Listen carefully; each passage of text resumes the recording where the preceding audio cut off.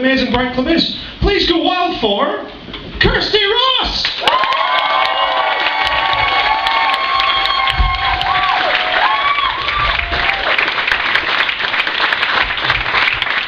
Hello everyone.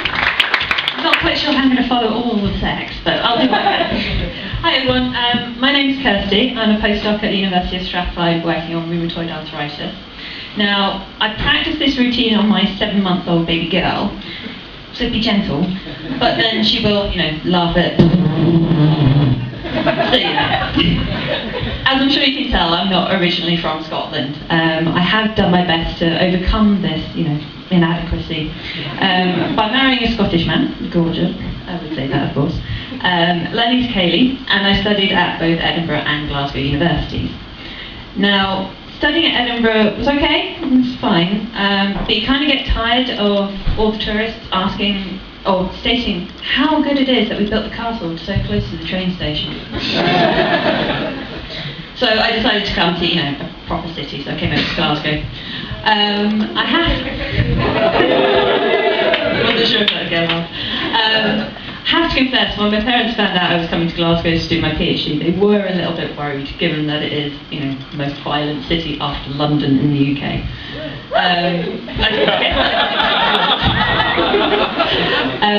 Having said that, I had a number of very, very happy conversations on the subway about the pros and cons of Greg's steak bakes, so ended up feeling quite at home. In fact, I've gotten to the point now where I'm so happy that I'll actually eat a haggis supper by choice. Oh, and not a veggie one either. So obviously, when I moved to Glasgow, I moved to a flat in the West End, not cheap, so I needed a flatmate. So as you do, I turned to the internet for some help. Now, after a few messages from, the trolls and the deepest, darkest crevices of Gumtree, I did finally get a message, a lovely girl, who described herself as Austrian, vegetarian, and a skinhead. I was worried for about 30 seconds I was moving in with Adolf Hitler. Having said that, I tried to sort of ease her into the language, because obviously English isn't her first language, by sending her a bunch of DVDs. So I thought I'd start out slow. I started out with Billy Connolly, then I moved on to Still Game, and I finished it off with a bit of Rhapsody Nesbitt. Plan kind of backfired though. The DVD didn't have Austrian subtitles, and I don't think they have a word for Dolly Gallus and Hurricane Ballbag. So my PhD was getting mice to snort a protein vaccine and then seeing if I can give them chest infections, essentially. Yeah, seriously. It was fine though, they came from Morningside in Edinburgh, so it wasn't difficult to get them to sniff.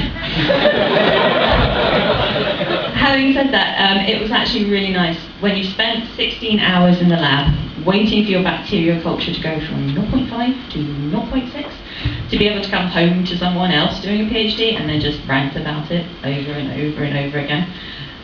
In fact, we were there to sort of share the rare as hen's teeth successes. And on many, many occasions, I'm sure some of you biologists out there are familiar with this, 3 a.m. cell checks and sleeping on the camp bed in the office. It's fun. Much like sitting on Buchanan Street and waiting for the latest overpriced and overhyped Apple product. Now, doing a PhD in anything really, you kind of think, spend occasionally eaten by sharks. That has happened. They're called principal investigators. So in our lab, we used to keep track of those individuals who'd done their damnedest to win Darwin Awards. Now, for those of you unfamiliar with the Darwin Awards, these are given to people who, mostly, posthumously, who managed to successfully remove themselves from the gene pool. So I remember coming into the lab one day, it was a sunny day, surprisingly enough, for Glasgow, and encountering a strange smell. It was like, toast. So, which is odd, given that, you're not meant to eat in the lab. So I noticed one of our undergraduates was very diligently plating out her bacteria. I was very proud, actually. She had a very good aseptic technique. Until I realised that yesterday she had a fringe. she doesn't have one now. Yeah, that was a classic one actually. The strangest thing is now that I'm working in immunology, I actually really miss the smell of a microbiology lab, and I don't know if that's just a sign that I've been working there way too long. There are lots of ups and downs when you write a thesis. I managed to do mine with sponsorship from Domino's, Ashoka, Tinderbox on Ashton Lane, on Byers Road, sorry. And I decided to in 2009, I stood toe to toe with my thesis. Now in that year, I was working full-time as a research assistant, I was buying a flat, moving in with my fiancé, getting married, and writing a thesis. Which was okay. I took it one day at a time.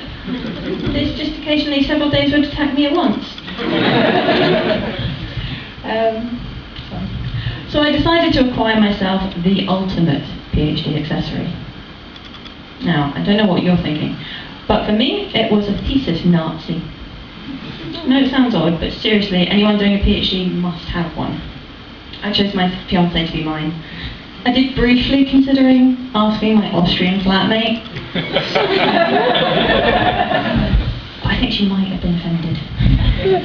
So essentially what I got him to do, he is basically an IT guru. So I got him to disconnect access to Facebook, Hotmail, eBay, source of all the hilarious funny cat videos, YouTube. So that actually made a massive difference, and I was able to actually submit on time. Still don't know how I managed it, seriously. So when I graduated from my undergraduate at Edinburgh, I didn't actually feel that I'd earned it. I felt like a bit of a fraud when I came to be a scientist, and it's quite common amongst researchers to feel like that. So you're not alone, believe me, you're not alone.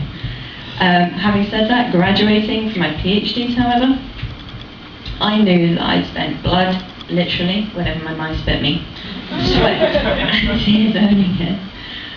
So, as I mentioned at the beginning, I've got a little girl. She couldn't be here tonight, you know, she hits the bottle rather hard, so I had to cut her off. And basically doing PhD research is kind of like giving birth. It's hard, painful, and you're never quite the same shape again. Having said that, I can't see anyone else going back for a second PhD. Thank you very much.